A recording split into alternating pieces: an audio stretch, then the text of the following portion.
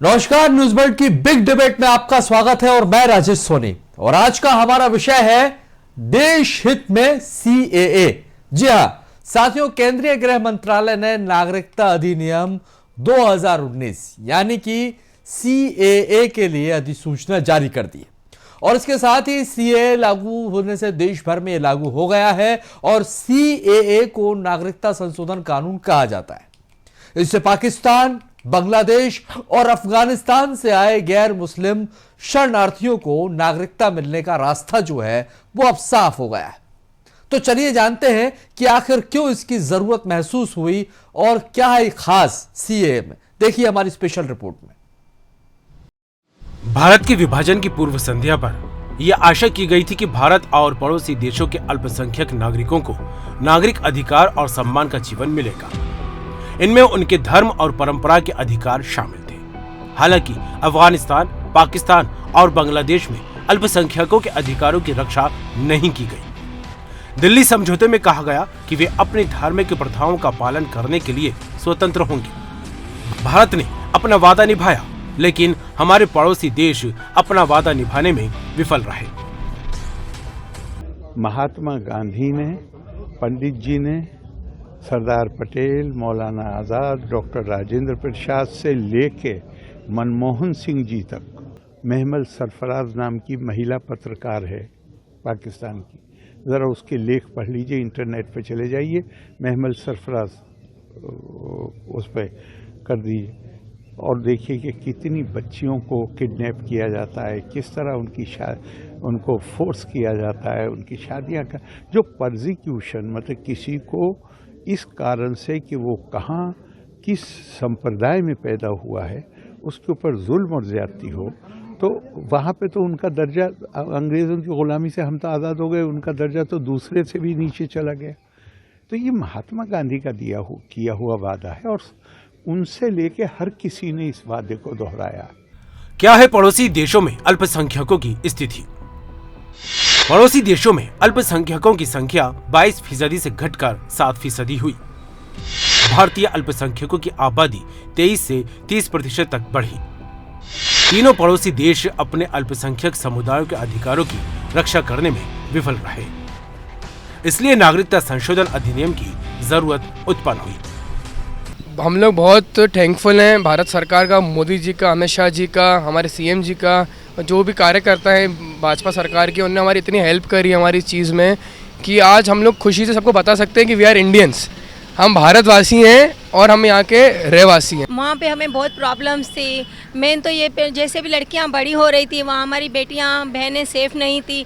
यही देखकर हम बहुत यानी कि कंफ्यूज हो गए थे, हमें क्या डिसीजन लेना चाहिए। तभी हमने यही सोचा कि हम इंडिया जाके कम से कम सेफ़ तो होंगे अपनी धरती माता पे जाके। बहुत खुशी है और क्या है ना, यहाँ सब सेफ़ हैं जितने भी हिंदू पाकिस्तान से आए। मैं 1980 में आया, 1980 में आया, 20 साल तक यानी कि नेशनलिटी एक दफ़ा भरी मैंने, तब भी नहीं हुई। ये चाहिए, वो राज दूसरा था। अभी 2014 से लेके इतना आराम है, हमें नेशनलिटी यानी कि 6 महीने में मिल गई। बात अगर भारत की हो तो भारत में बड़े बड़े संवैधानिक पद राष्ट्रपति, उपराष्ट्रपति, सीईसी और सीजेआई जैसे महत्वपूर्ण पद अल्पसंख्यक रहे हैं। किसी भी इस्लामी राज्य, गणराज्य में रहने वाले मुसलमानों पर किसी भी धार्मिक आधार पर उन पर अत्याचार की उम्मीद नहीं की जा सकती। हालांकि उस राज्य के गैर मुस्लिम अल्पसंख्यकों के बारे में ऐसा नहीं कहा जा सकता। सीएए भारत की भूमि सीमा से सटे इन 3 देशों के धार्मिक अल्पसंख्यकों की समस्याओं के समाधान के लिए लाया गया। सीएए इन धार्मिक अल्पसंख्यकों को उनके सभी पिछले दस्तावेजों को नजरअंदाज कर उन्हें नागरिकता देकर इन सभी देशों में किए गए धार्मिक उत्पीड़न को खत्म कर रहा है। कुछ लोग देश में भ्रम फैला रहे हैं सीएए मुस्लिम समुदाय के खिलाफ है, लेकिन ऐसा नहीं है।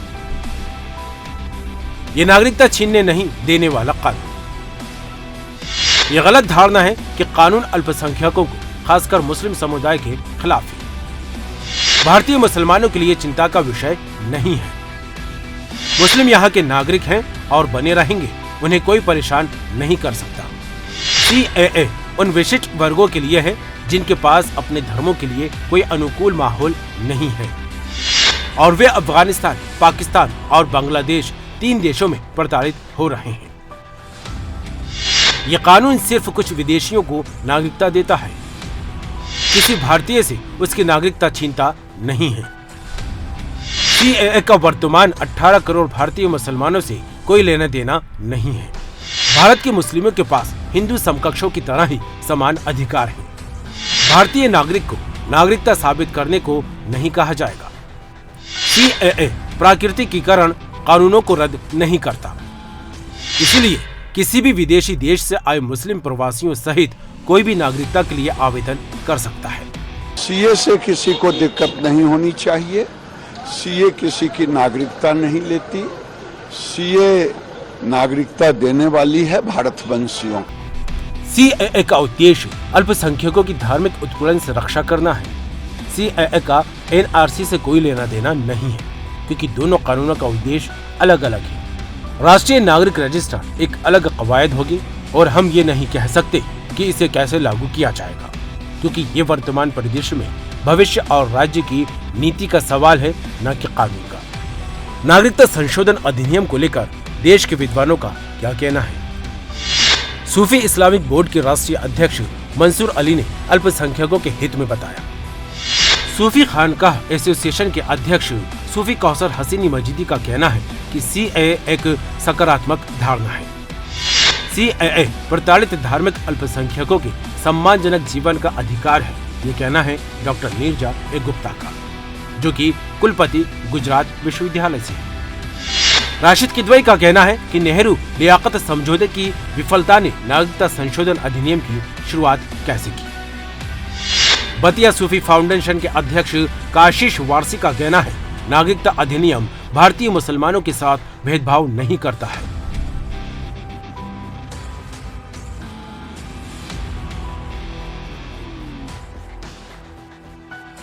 तो देखिए सीएए, जी हाँ, सीएए नागरिकों को, तो माफ कीजिए, नागरिकता देने का कानून है, ना कि नागरिकता लेने का। और ये किसी की नागरिकता नहीं छीनता है। यहाँ दरअसल भ्रमित किया जा रहा था कि नागरिकता यहाँ पर छीनी जाती है, लेकिन ऐसा कुछ भी नहीं है। और इसके ज़रिए शरणार्थियों को भारत की नागरिकता दी जाएगी। और कल से इस कानून जब से ये लागू हुआ है तो शरणार्थियों में भी खासा उत्साह देखने को मिल रहा है।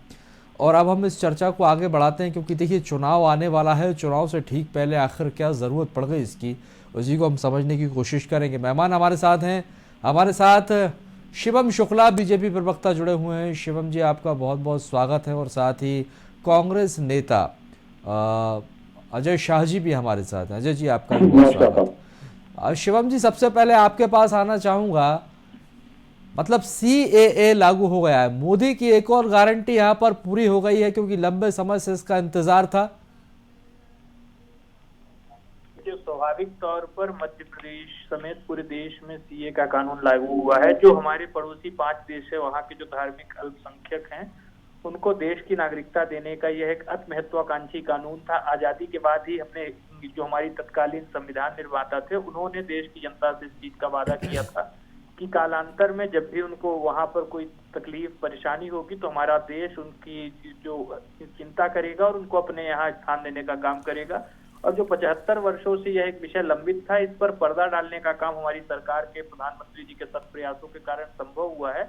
और स्वाभाविक तौर पर पूरे देश में इसके कारण एक उत्साह का वातावरण है। और तमाम चीजों की अपनी तमाम अच्छाइयों की वजह से यह कानून लगातार एक मील का पत्थर साबित हो रहा है हमारे आजादी के बाद के इतिहास में। मील का पत्थर साबित होगा, ये तो देखने वाली बात होगी। हमने देखा कि जब इसको लागू करने की सुगबुगाहट तेज़ हुई, 2019 का जिक्र कर रहा हूँ शिवम शुक्ला जी, जब आंदोलन हुए, प्रोटेस्ट हुए दिल्ली शाहीन बाग, और उसके बाद 4.5 साल फिर ये ठंडे बस्ते में रहा। चुनाव से पहले इसे लागू करना, इसकी टाइमिंग को लेकर सवाल खड़े हो रहे हैं शिवम शुक्ला जी। देखिए, जब भी इस कानून को इम्प्लीमेंट किया गया तब से ही कानून तो बहुत पहले पास हो गया था। इसको इम्प्लीमेंटेशन का विषय कोविड की वजह से अटका था। हम लगातार इसको इम्प्लीमेंट करने के लिए प्रतिबद्ध थे। कानून 2019 में जैसे ही हम सरकार में आए तत्काल हमने पारित किया। तो यह तो कोई विषय ही नहीं है सीए का। भारतीय जनता पार्टी की सरकार चुनाव तो 5 साल की, हर 5 साल में 5 साल चलते रहते हैं, कभी राज्य में, कभी कहीं, लेकिन इसके बावजूद भी हम इस चीज को सुनिश्चित करते हैं कि हम चुनावों से बिना प्रभावित हुए देश के लिए जो महत्वपूर्ण निर्णय है जिनको तात्कालिक आधार पर लिया जाना चाहिए, जब उसका सही वक्त हो तो उनको लिया जाए। सरकार ने इस दिशा में लगातार प्रयास किए हैं। चलिए मैं आता हूं आपका अजय शाह जी, आप कैसे देखते हैं, क्योंकि अब देश में सीए लागू हो गया है? सर देखिए, ऐसा है, आज जब देश बेरोजगारी, महंगाई, आर्थिक असमानता, भुखमरी, महिला अपराधों से जूझ रहा है, तो ये जो संशोधन हमारे छोटे भाई शिवम जी ने कहा माना कि 2019 में इन्होंने पारित कर दिया था। इन्होंने इसलिए दिया कि साहब कोविड आ गया था। अब कोविड तो 1-1.5 साल रहा है ना, अब 5 साल फिर क्यों लगे? क्योंकि राम मंदिर का मुद्दा जिसके ऊपर ये डिपेंड कर रहे थे, हालांकि अब आप टीवी वर्ल्ड के दर्शक भी ये जानते हैं कि राम मंदिर मोदी जी के प्रयासों से नहीं, सुप्रीम कोर्ट के जजमेंट से बना है, लेकिन इन्होंने उसका प्रयास किया कि हमको श्रेय मिल जाए। जब इनको लगा कि साहब वो उसमें कहीं ढीले पड़ रहे हैं, तो इलेक्शन टाइम में फिर से झाड़ पहुंच के जो बिल इन्होंने 2019 में पास कर रखा था, उन्होंने फिर से यह कर दिया, क्योंकि बिना हिंदू मुसलमान किए इनकी दाल तो गलने वाली नहीं है। फिर मैं दूसरी बात बता रहा हूं कि साहब ध्रुवीकरण के अलावा इनके पास कोई चारा नहीं है। अरे भाई, शुभम जी ने भी बोला, धार्मिक अल्पसंख्यकों को धार्मिक आधार पर, बहुत अच्छी चीज है। सब अल्पसंख्यक हमारे जो आसपास के जो देश हैं, आप बताइए, सबका विकास सबका साथ का नारा तो मोदी जी करते हैं, लेकिन नेपाल में और श्रीलंका में अजय शाह जी, मुसलमान है। अजय जी, यहाँ कहाँ भेदभाव हो रहा है, क्या गलत हो रहा है अल्पसंख्यकों के साथ? मैं वही नहीं, बता दीजिए ना सर, क्या गलत हो रहा है देश में उनके साथ? अगर सीएए लागू हो जाता है देश में, तो अल्पसंख्यकों के साथ क्या गलत हो रहा है? क्योंकि बार बार ये कहा जा रहा है, इस तरह से भ्रमित किया जा रहा है। स्पष्ट कीजिए, चलिए आज अब आप सुन लीजिए, क्या नुकसान है? भेदभाव तो ये खुद कर रहे हैं। आप ये बताइए, सीएए लागू हुआ है, अल्पसंख्यकों को क्या नुकसान है? नहीं, मैं उसकी चीज कर रहा हूँ, ये भेदभाव की बात कर रहा हूँ बीजेपी की। कहाँ उनको नुकसान है? आप बताइए क्या नुकसान है? आप ये बताइए कि अल्पसंख्यक नेपाल में और श्रीलंका में कौन है? क्या मुसलमान नहीं है? वहां क्या उनके साथ भेदभाव नहीं हो रहा है? सर वहां पर जो मुस्लिम राज्य हैं, वहां पर हिंदुओं के साथ क्या हो रहा है, और जो समाज के लोग हैं वो वहां पर अल्पसंख्यक हैं, उनके साथ गलत हो रहा है। तो क्या अगर उन्हें नागरिकता दे दी जाती है देश में, जो शरणार्थी हैं, तो ये गलत है क्या? नहीं, मैं दूसरी नहीं बोलता हूँ, मैं तो विस्तार कर रहा हूँ, मैं तो उन पे तंज कस रहा हूँ, सबका साथ सबका विकास। मैं आपके सबका साथ सबका विकास के नारे से भी सहमत हूं, धार्मिक अल्पसंख्यक का मतलब क्या होता है? लेकिन आप बताइए ना, शाब्दिक अर्थ धार्मिक अल्पसंख्यक का क्या होता है? ठीक है सर, जो अल्पसंख्यक भी किसी भी देश में जो अल्पसंख्यक है, ध्रुवीकरण की राजनीति कहाँ से आ गई सर? मुझे ये बताइए, ध्रुवीकरण कहाँ से हो रहा है? अच्छी बात है, तो आपने मुसलमानों को क्यों छोड़ रखा है? सर, मुसलमान उन राज्यों में, माफ कीजिए, उन देशों में अल्पसंख्यक नहीं है ना, इसलिए छोड़ रखा है। चलिए शिवम जी, आप ठीक है। नहीं, आप ये बताइए, कैसे बोल सकते हैं आप? क्या नेपाल में क्या बोलते हैं, पाकिस्तान में मुसलमान अल्पसंख्यक है, अफगानिस्तान में मुसलमान अल्पसंख्यक है, ठीक है शिवम जी? देखिए, सबसे महत्वपूर्ण बिंदु यह है कि जब सीए को एंटी मुस्लिम रूप में देखते हैं तो इनको समझने की आवश्यकता है। 3 देशों का इस कानून में जिक्र है, पाकिस्तान, बांग्लादेश और अफगानिस्तान। 3 में से किसी भी देश में मुस्लिम जो है अल्पसंख्यक नहीं है। दूसरी चीज, जो एक कल्चरल या सांस्कृतिक सभ्यता की हम बात करते हैं, सिविलाइजेशन की बात करते हैं, तो उसके उत्तराधिकारी होने के नाते आज हमारा कर्तव्य है कि जो लोग भी हिंदू आस्था मत परंपरा को मानते हैं, और जो नेहरू लियाकत पैक्ट आजादी के बाद 1950 में हुआ था, जिसमें भारत की सरकार ने वादा किया था कि अगर कोई भी व्यक्ति उन देशों में रह जाता है, वहां पर उसको सुरक्षा मुहैया वहां की सरकार के द्वारा नहीं कराई जाती है, तो हमारी सरकार का उत्तरदायित्व होगा कि हम उनके यहाँ वापसी की व्यवस्था करेंगे। लेकिन चूंकि 75 वर्षों की हमारी सरकारें तुष्टीकरण में ही लिप्त रही, कांग्रेस ने कभी भी इस दिशा में कोई महत्वपूर्ण निर्णय नहीं लिया, जिसके कारण इतने लंबे अरसे तक इन लोगों को अपने ही देश में कहीं न कहीं रेफ्यूजी या शरणार्थी की तरह रहने के लिए विवश होना पड़ा। आज जब हमारी सरकार सदिच्छा दिखाते हुए एक सदप्रयास कर रही है इस दिशा में, जिनको उससे आपत्ति हो रही है। और मुसलमानों को किसने कहा है भारत की नागरिकता लेने से रोकने के लिए? पिछले 5 सालों में हमने 600 से ज्यादा विदेशी मुसलमानों को अपने देश की नागरिकता दी है। मशहूर सिंगर अदनान सामी के बारे में हम सभी जानते हैं, उनको भी देश की नागरिकता दी गई है। ठीक है साहब, ये सवाल जब अजय शाह जी ने शिवम शुक्ला जी पूछा तो मैंने यही कहा था कि आज देश में जितनी भी योजनाएं चल रही हैं उन सबका लाभ, सबका साथ, सबका विकास के तहत सबको मिल रहा है। देश का मुसलमान भी, आज वो भारतीय है, वो भी उन योजनाओं का लाभ ले रहा है। इस विषय पर ध्रुवीकरण कहीं से कहीं तक होने की बात नहीं है। लेकिन मैं ये आपसे ये बात जरूर पूछूंगा, अगर टाइमिंग को लेकर शिवम जी सवाल यदि उठेंगे तो इसमें यह कहा जा रहा है कि ऐसे तमाम मुद्दे हैं, बेरोजगारी, महंगाई, कहीं ना कहीं इन मुद्दों से ध्यान भटकाने के लिए, ठीक है, आप हमें एक ऐसा मुसलमान पूरे देश में दिखा दीजिए जिनका सीए के कारण जो संवैधानिक अधिकार है, जो एक बराबरी का अधिकार है, उसका कहीं पर हनन किया गया हो। हमको आपसे इकलौता ऐसा उदाहरण भी मांग रहे हैं कि अगर किसी हमारे देश के मुसलमान के साथ अन्याय हुआ हो। लेकिन अगर ठीक है, अजय शाह जी उसका जवाब देंगे, लेकिन मेरा जो सवाल है, क्या ध्यान भटकाने के लिए चुनाव से ठीक पहले से लागू किया? भारतीय जनता पार्टी बार बार दिखा नहीं रही है। हमने कानून लाए, हमने इम्प्लीमेंट कर दिया 5 सालों में। आप इस पर चर्चा कर रहे हैं, मीडिया कर रहा है, विपक्ष के लोग इस पर बयान दे रहे हैं। अरविंद केजरीवाल जी का वीडियो आया, ममता बनर्जी का बयान आया, तो इसको इनके बीच में इसको लेकर के कौन आ रहा है? विपक्षी राजनीतिक संगठन लेकर के आ रहे हैं। जब इस कानून के बारे में लोग संशय उत्पन्न करते हैं तो अब इस पर जवाब देना हमारा उत्तरदायित्व है, कर्तव्य है, और उसको हम आगे बढ़ाते हैं। चलिए अजय शाह जी, भेदभाव की बात करें, ये उज्जैन में 3 अल्पसंख्यक लोगों को इसलिए उनके घर जमीन दोस्त कर दिए गए कि उन्होंने सवारी पे थूका था, बहुत किया था, लेकिन बाद में क्या बोलते हैं, कोर्ट ने उनको बरी कर दिया। अब आप बताइए कि जिनकी सरकार जब यूपी में थी, 3 बच्चे जिन्होंने एक दलित छात्रा के साथ बलात्कार किया, मध्य प्रदेश में आके उन्होंने उस पर एफआईआर भी नहीं हुई। 1-1.5 महीने बाद एफआईआर हुई, उनके घर पे था बुलडोजर क्यों नहीं चला? ये धार्मिक रूप से क्या बोलते हैं, भेदभाव नहीं था क्या? मैं पूछना चाहता हूँ मेरे छोटे भाई से। कहाँ लेकर जा रहे हैं अजय जी आप मुद्दों, इन्होंने भेदभाव की बात की, भेदभाव के जब इस विषय का इसका एनआरसी से, माफ कीजिए, इसका सीएए से क्या लेना देना? तो ये ना बोलने की भेदभाव नहीं होता है ना साहब। जब ये बोल रहे हैं भेदभाव नहीं होता है, मैं इनको बता रहा हूं कि भेदभाव हुआ है और ये ऑन रिकॉर्ड है, आपने भी बताया है। देखिए, मेरा ये कहना है कि अगर बाहरी शरणार्थी देश में आकर रहता है और वो परेशान है तो उसे अगर देश स्वीकार कर रहा है तो इसमें कोई ऐतराज नहीं होना चाहिए।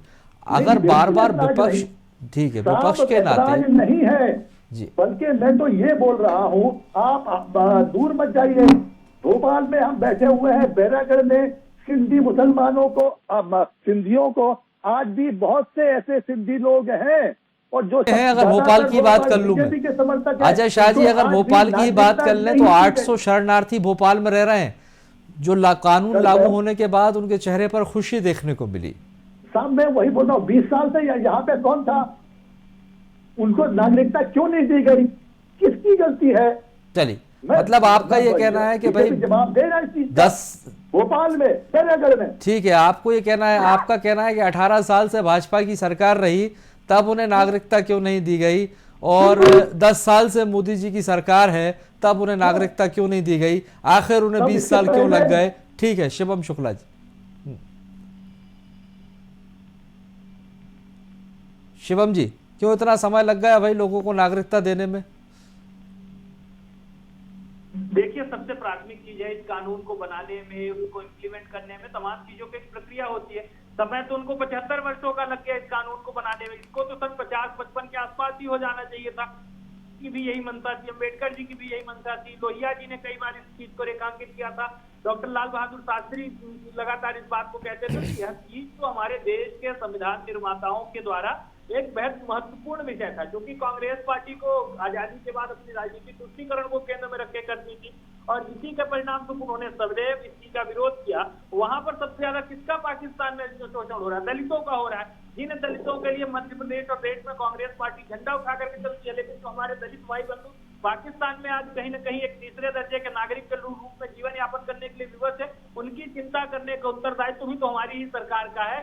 जोगिंदरनाथ मंडल का हमारे सामने इतना बड़ा उदाहरण है, जो कि भारत को त्याग करके मुस्लिम और दलितों की एकता के एक उदाहरण बनकर के पाकिस्तान में गए, लेकिन जिस प्रकार से उनके साथ वहां पर अन्याय हुआ, जिस प्रकार से उनके साथ भेदभाव हुआ, उसके परिणाम स्वरूप वहां के कानून मंत्री का पद छोड़ करके उनको भारत आना पड़ा। यह तमाम चीजें इतिहास हमें इस चीज की सीख दे रहा है कि आज आवश्यकता है कैसे कानून। चलिए ये भी यहाँ पर हो जाता है, क्योंकि देखिए 2014 के बाद से इसलिए लागू किया जा रहा है, जो यूपीए की सरकार में नहीं किया गया तभी से लागू किया गया कि 2014 से तक जो रहे हैं उनको ही यहाँ पर नागरिकता दी जाएगी। या ये भी अजय शाह जी आपको पता होगा।